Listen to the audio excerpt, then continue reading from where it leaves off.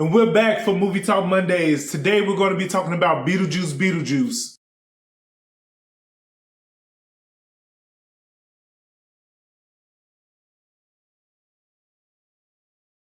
So you guys know what time it is. It is Monday, so we're here to talk about spoilers. And the movie we're here to talk about today is Beetlejuice Beetlejuice. So one of the main spoilers that I wanted to talk to you guys about was Dolores. Dolores is Beetlejuice's ex-wife. She was a witch and she poisoned him the night of their wedding. Now, as Beetlejuice noticed that he was being poisoned, he unalived her with an axe.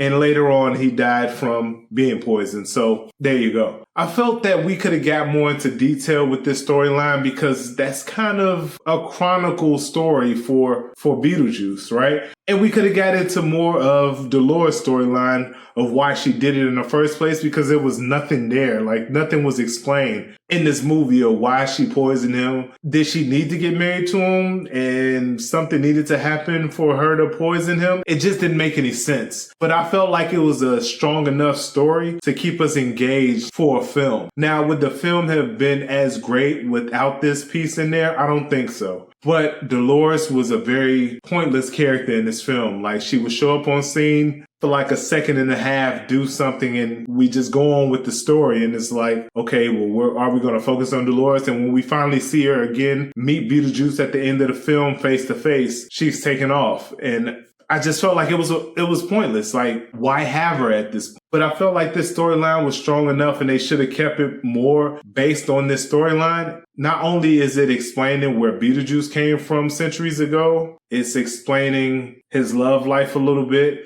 and then it's giving us a backstory of her. So that literally could have been the story for this film. Again, the film was about an hour 40, so it wasn't too long. And with that storyline alone, I felt like it was enough to keep us going with this. Maybe, again, if you want to do a prequel, cool. But I felt like this would have been the best time to put that story in there if you wanted to continue, because that would have been something solid to set forward the sequel. Again, if they were planning to do a prequel for Beetlejuice, I just feel like it'll be tacky right now. And this storyline, I feel like we shouldn't have known about it if the prequel was planned, if that makes sense. That was my nitpickiness about this film as far as that. Another thing I wanted to get into was the Jeremy character. It was Jeremy Fraser.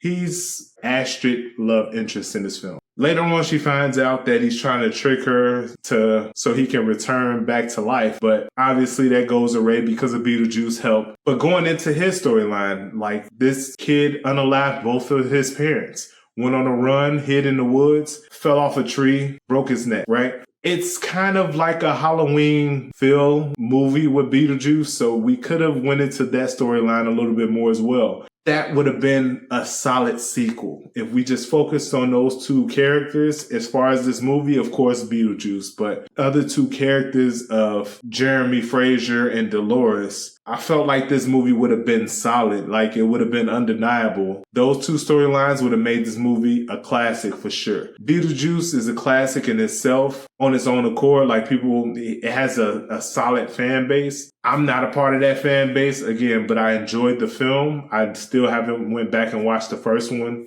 in like 20 years. So I probably need to go back and revisit this film. But all in all, man, I just feel like those two storylines were strong enough and they could have went somewhere with that. Like, why was Jeremy Fraser's character, why was he like that? The way that he was, why did he unalive his parents? As far as trying to trick Astrid in the situation, did he try to trick other people into this situation?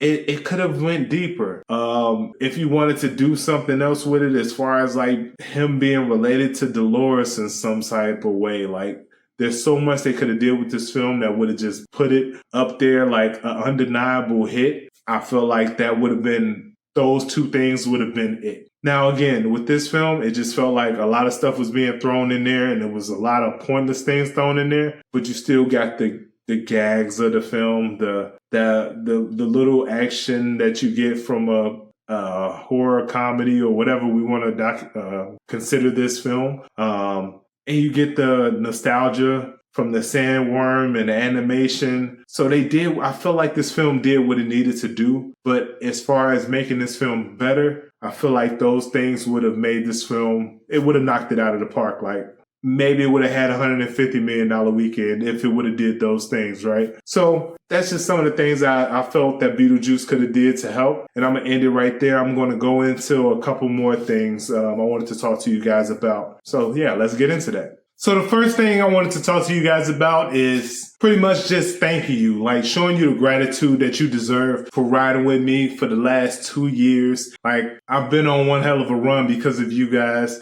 the subscribers, the likes, the comments, the shares. Like, they all mean a lot to me. I appreciate you all. Continue to like, share with your friends on Facebook, your exes, not your exes, but Twitter. You get what I'm saying here. Your IGs, your fan bases, just share, let people know that I'm here. We have some more growing to do. So the second thing I wanted to bring up is the C's Monroe Show. From now on, the C's Monroe Show is going to be focused on more broader topics. We're going to cover a lot, pretty much my thoughts, and if I have guests, their thoughts on certain topics. So I just want you guys to continue with me through this journey. We're going to save the movie talk for Movie Talk Mondays. That way we could discuss the spoilers, and it'll all be there for you guys on Monday. So again, thank you for riding with me as long as you guys have. This is going to be epic. Right now, we're just mixing it up. We haven't put it in the oven yet. So we would just bear with me, all right? I appreciate you guys for tuning in for another episode of Movie Talk Monday. I'll see you guys this week for the C's Monroe Show. Peace.